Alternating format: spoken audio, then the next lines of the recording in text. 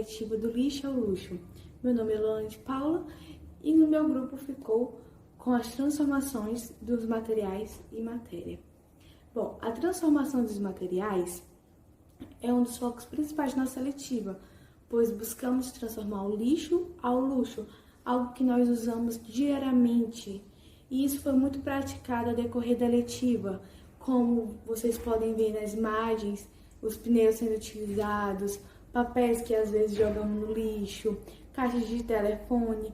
Então, muitas dessas práticas realizadas ao decorrer da letiva trouxe conhecimento, muito do conhecimento que às vezes nós jogamos algo fora por falta de conhecimento, por falta de sabedoria, sendo que aquilo pode ser algo que pode se tornar luxuoso aos olhos de quem vê, aos olhos de quem tem conhecimento. Então, a nossa letiva buscou exatamente isso, o cuidado da natureza. Nós temos que cuidar, que é um direito nosso, cuidar da natureza, e nos aprofundar do conhecimento, a reciclagem, aprofundarmos o conhecimento, ter mais conhecimento sobre a reciclagem, pois nós temos que cuidar do meio em que nós vivemos. Muitas das vezes também sabemos que a reciclagem, a reutilização de algo está na teoria, mas não é praticada.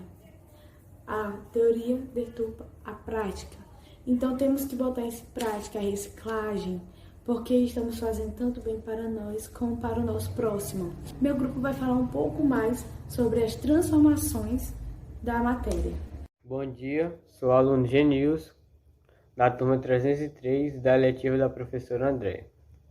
Podemos definir a matéria como tudo aquilo que possui massa e ocupa lugar no espaço. Nem sempre a matéria é visível como o ar, por exemplo, que ocupa lugar no espaço.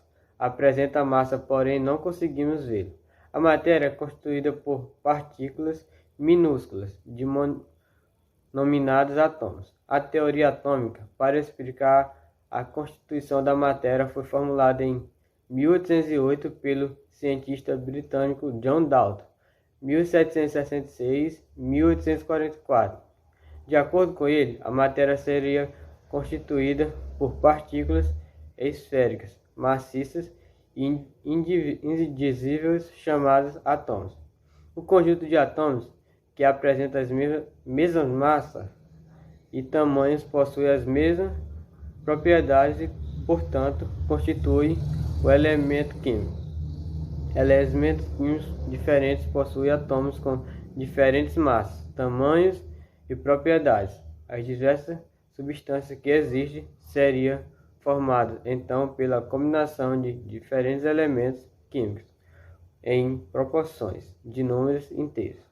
Ainda de acordo com Dalton, os átomos não podem ser criados e nem destruídos, mas são reajados para a origem de novas substâncias. Isso foi minha apresentação. Obrigado. Atenção de todos. Olá, eu sou a Juliana e hoje eu vou falar sobre a classificação da matéria. Bom, a matéria ela pode ser classificada como substâncias simples ou misturas.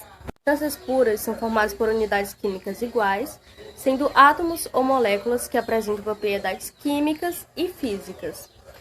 As substâncias podem ser classificadas como simples e compostas. As simples são formadas por um ou mais átomos do mesmo elemento químico, por exemplo, o hélio e hidrogênio. As compostas são moléculas formadas por dois ou mais elementos químicos distintos, por exemplo, a água e o gás carbônicos.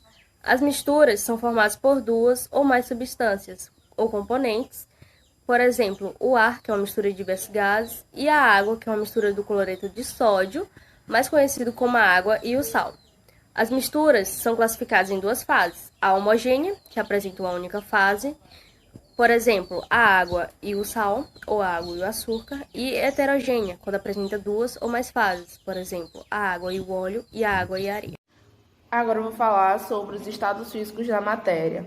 A matéria pode apresentar 3 estados físicos dependendo do maior ou menor grau de agregação entre elas, é o líquido, o sólido e o gasoso. Esses 3 estados físicos apresentam suas próprias características como a forma, o volume e a densidade, que podem ser modificados através de uma alteração na temperatura ou na pressão.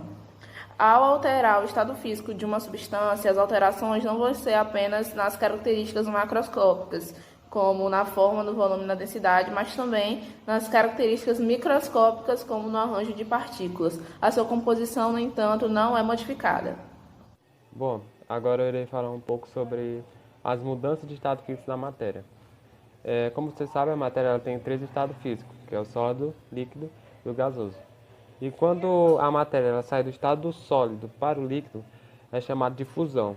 Quando ela sai do estado líquido para o estado gasoso, é chamado de vaporização, que é o que acontece na vasilha de água, quando a gente bota para esquentar para fazer aquele café. Quando começa a esquentar a água, você pode perceber que ela começa a fazer um certo vapor. E isso ela está saindo do estado líquido para o gasoso, que é chamado de vaporização.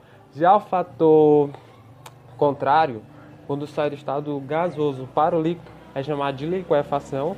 E quando sai do líquido para o sólido, é chamado de solidificação. E caso saia diretamente do sólido para o gasoso, é chamado de sublimação. Sou a aluna Jéssica Laiane e vou falar sobre as transformações da matéria. Quando a matéria sofre alguma alteração, alguma mudança, dizemos que ocorreu um fenômeno. E esses fenômenos podem ser físico ou químico. O fenômeno físico é aquele que ocorre alguma alteração na aparência, no tamanho, na forma e no estado físico da substância, sem que ocorram alterações na composição da matéria. Por exemplo, quando derretemos o gelo, a água continua sendo água. Quando cortamos ou amassamos um pedaço de papel, o papel continua sendo papel. Quando quebramos um copo de vidro, o vidro continua sendo vidro. E quando dissolvemos açúcar na água, o açúcar continua sendo açúcar e a água continua sendo água. As transformações químicas.